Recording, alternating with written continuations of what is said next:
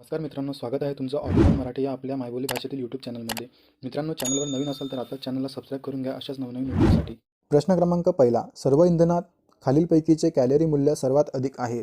सर्व इंधनात खालीलपैकीचे कॅलरी मूल्य सर्वात अधिक आहे. तर या प्रश्नाचं योग्य उत्तर आहे पर्याय क्रमांक ए, हायड्रोजन.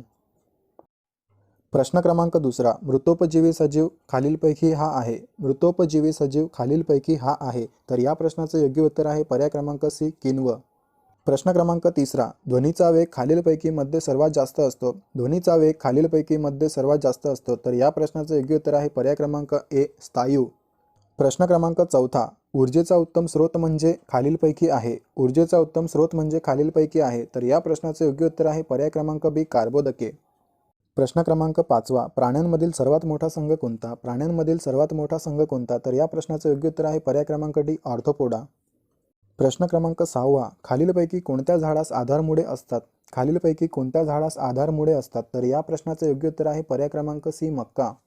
प्रश्न क्रमांक सातवा, विश्वातील सर्वात तीव्र बल कोणते. विश्वातील सर्वात तीव्र बल कोणते. तर या प्रश्नाचं योग्य उत्तर आहे पर्याय क्रमांक ए, न्यूक्लिअर बल. प्रश्न क्रमांक आठवा, आधुनिक जैवतंत्रज्ञान खालीलपैकी पातळीवर कार्य करते. आधुनिक जैवतंत्रज्ञान खालीलपैकी पातळीवर कार्य करते. तर या प्रश्नाचं योग्य उत्तर आहे पर्याय क्रमांक सी, रेणू.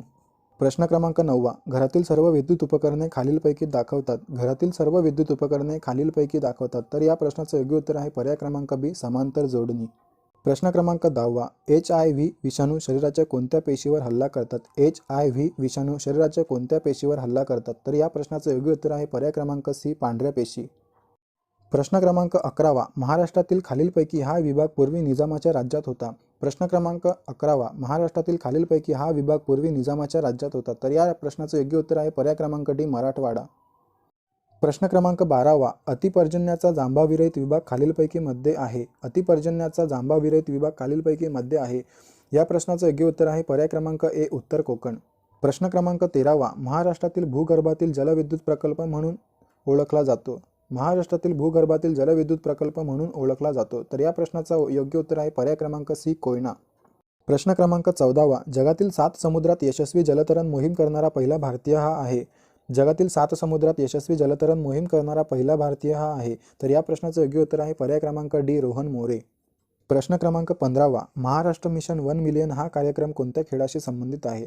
महाराष्ट्र मिशन 1 मिलियन हा कार्यक्रम कोणत्या खेळाशी संबंधित आहे. तर या प्रश्नाचं योग्य उत्तर आहे पर्याय क्रमांक सी, फुटबॉल.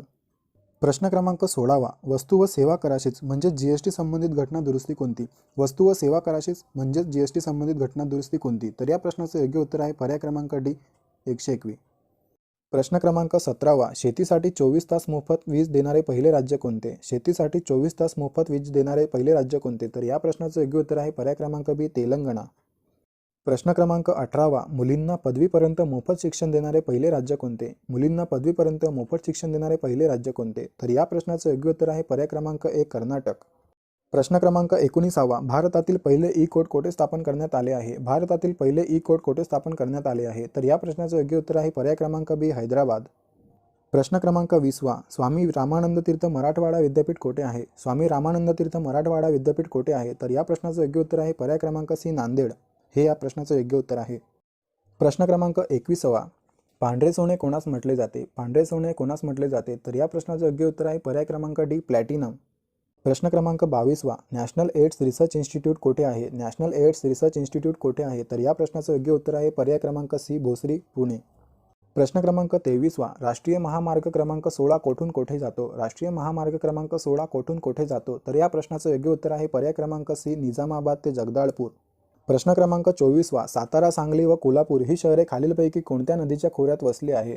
सातारा, सांगली व कोल्हापूर ही शहरे खालीलपैकी कोणत्या नदीच्या खोऱ्यात वसली आहे. तर या प्रश्नाचं योग्य उत्तर आहे पर्याय क्रमांक ए, कृष्णा.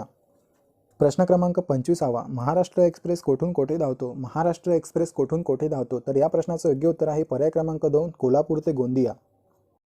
आणि या ठिकाणी तुमच्यासाठीचा आजचा प्रश्न, नोबेल पारितोषिकाच्या भारतातील पहिल्या महिला मानकरी कोण. ऑप्शन्स बघा, इंदिरा गांधी, किरण बेदी, मदर तेरेसा, सरोजिनी नायडू.